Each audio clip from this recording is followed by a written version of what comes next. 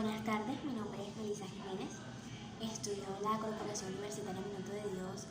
en el área de licenciatura en Educación Infantil tercer semestre. Les estaré hablando acerca de los hitos del modelo de desarrollo dominante. Empezaremos con la palabra desarrollo. Esta significa evolución, ya sea de una persona, de una sociedad, de un pueblo en sí, sin importar sus pros y sus contras, porque estos hacen parte de ella. Vemos que durante el siglo XVI y el siglo XVIII se generan acontecimientos que marcan como sí el desarrollo dominante, que empezamos cuando una civilización es dividida por metrópolis y colonias, donde las metrópolis estaban constituidas por las civilizaciones y las colonias estaban constituidas por los bárbaros, donde a estos se les exigía un trabajo y de los recursos naturales. Ellos trabajaban de los recursos naturales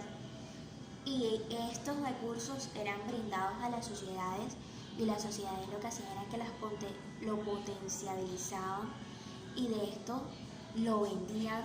y las civilizaciones bárbaras se veían en obligación de comprar lo que ellos mismos ejercían, lo que ellos mismos hacían en su labor diaria.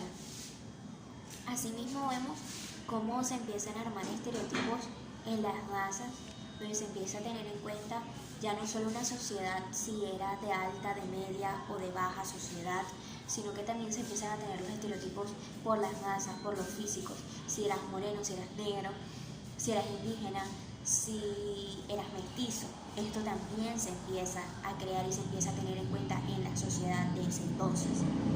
donde influían mucho las lenguas, las culturas, las creencias, las ideologías, donde las personas querían empezar a invadir en estas y en su medida lo lograron. Asimismo vemos cómo se firman dos tratados, el Tratado de Tordesillas y el Tratado de Versalles, donde se empiezan a tener en cuenta los repartos de las colonias, donde se empieza a tener en cuenta los recursos naturales, donde se empieza a tener en cuenta la explosión de recursos naturales, porque antes a los bárbaros se les exigía por sus recursos naturales, se les exigía por su trabajo, por su sociedad, por su estado académico, por su estado económico, pero en este entonces, para el Tratado de Versalles, se les estaba explotando los recursos naturales. Vemos de que se empieza a ver un reparto de un nuevo mundo, donde se empieza a crear una nueva periferia, donde se empieza a crear un subdesarrollo. Para este entonces no había un desarrollo como tal, pero sí se empezó a crear un subdesarrollo. Asimismo, se empezaron a crear nuevas investigaciones, se empezaron a añadir las ciencias en los trabajos, en los talleres que se hacían, se empiezan a manejar nuevas ideologías para las escuelas, nuevos crecimientos para las escuelas. Y pues trayéndolo a la actualidad, no es que haya un gran cambio, porque podemos ver o podemos evidenciar que hoy en día en nuestras escuelas se sigue teniendo una educación pasiva, una educación donde el estudiante llega a un salón de clases y se sienta a escuchar, a repetir constantemente lo que se le está dando, más no hay un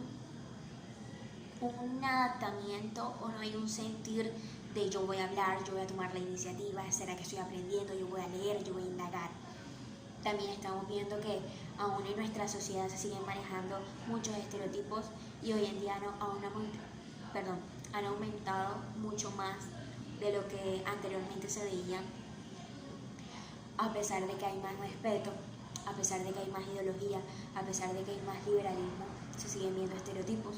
Asimismo se siguen viendo rangos sociales, siguen existiendo rangos sociales, siguen existiendo potencias, siguen existiendo explotación de recursos minerales, explotación de recursos de diversos recursos. Entonces no es mucha la diferencia en cuanto a eso. Sí hemos seguido desarrollándonos, sí hemos seguido evolucionando, sí hemos seguido creciendo tanto personalmente, éticamente, profesionalmente, económicamente, en pensamientos, pero hay cosas que todavía se mantienen al margen de nuestros antepasados. Y me llamaba mucho la atención algo que decía el Papa Pablo VI, que la Iglesia, a pesar de todo esto que ha sucedido durante el tiempo, se ha mantenido, de que no ha cambiado su perspectiva, que no tiene ideología. La Iglesia no tiene ideología, no tiene raza, no tiene preferencia, no tiene clases sociales. La Iglesia se mantiene a pesar del tiempo, a pesar de las reformas que han habido, a pesar de los levantes que ha tenido la Iglesia Católica, de que aún en el siglo XVI vemos que se da la reforma de Martín Lutero, que se levanta en contra de la Iglesia Católica y se empieza a crear la Iglesia Protestante. A pesar de eso, la Iglesia se mantiene en cuanto a sus creencias, en cuanto a sus conocimientos y en cuanto al tener procedencia de una igualdad. La Iglesia mira a todos con un mismo nivel de superioridad y con un mismo nivel de clase social.